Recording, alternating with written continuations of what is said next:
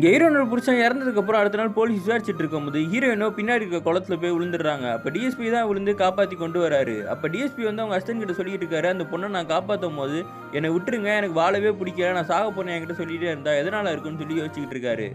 இன்னொரு பக்கம் மயக்கத்துலேருந்து தெளிவான ஹீரோயினும் அவங்க புருஷன் கூட தொடர்பில் இருந்த அவங்க தம்பியோட ஒய்ஃப் கிட்டே பேச ஆரம்பிக்கிறாங்க. நீ என் புருஷனை லவ் பண்ணியான்னு சொல்லி, உனக்கு எதுக்கு அது தேவையில்லாத வேலை, அப்புறம் உன் தலையில் ஒரு ஹேர் பின் இருந்தது, அதான் என் புருஷன் முதுகில் இருந்தது, அது எப்படி அங்கே வந்துச்சுன்னு கேட்கும்போது இவ எதுவும் பேசாமல் இருக்கா.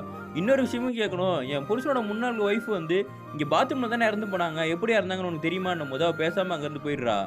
அந்த வீட்டோட கடைசி பையனோட ஒய்ஃப் அங்கே இருக்க எல்லாருக்கும் தொடர்பில் இருந்திருப்பா போல இருக்கு. அவங்க மாமனார்கிட்ட கூட பேசிகிட்டு இருக்காங்க. மாமியார் அதை பார்த்த உடனே டென்ஷன் ஆகி திட்டிகிட்டு இருக்காங்க. இன்னொரு பக்கம் டிஎஸ்பியை மேஜிஸ்ட்ரேட் கூப்பிட்டு விசாரிச்சுக்கிட்டு இருக்காங்க. நீ தானே அந்த கேஸை விசாரிக்கிற, அவங்க பெரிய குடும்பம், ஆல்ரெடி எம்எல்ஏ கிட்ட இருந்தே ஃபோன் வந்துருச்சு, நீ என்ன கண்டுபிடிச்ச சொல்லு அப்படின்னா அவன் சொல்கிறான், அந்த குடும்பத்தில் இருந்தால் யாரோ கொலை பண்ணியிருந்திருக்காங்க, அது மட்டும் இல்லாமல் ஹியூமன் அனாட்டமி தெரிஞ்சவங்க லெஃப்ட் ஹேண்டர் தான் யாரோ கொலை பண்ணியிருக்காங்கன்னு சொல்கிறான்.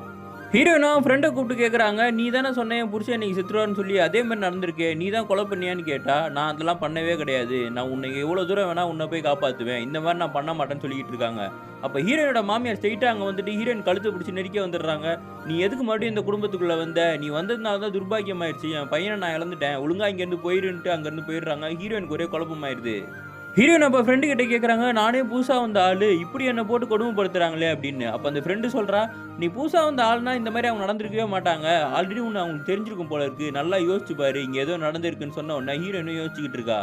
அப்போ டிஎஸ்பியோட அசிஸ்டன்ட் ஹீரோயின் கிட்ட வந்து கேட்குறாங்க, நீங்கள் வந்து சாவு போகும்போது காப்பாற்றுற டைமில் டிஎஸ்பி கிட்ட சொல்லியிருக்கீங்க, நீங்கள் யாரையும் காப்பாற்ற தான் அங்கே வந்திருக்கீங்க, இல்லைனா என்னை விட்டுருங்க நான் செத்துடுறேன்னு சொல்லி. யாரை காப்பாற்ற போனீங்கன்னா ஹீரோயினுக்கு ஏதோ ஞாபகம் வருது.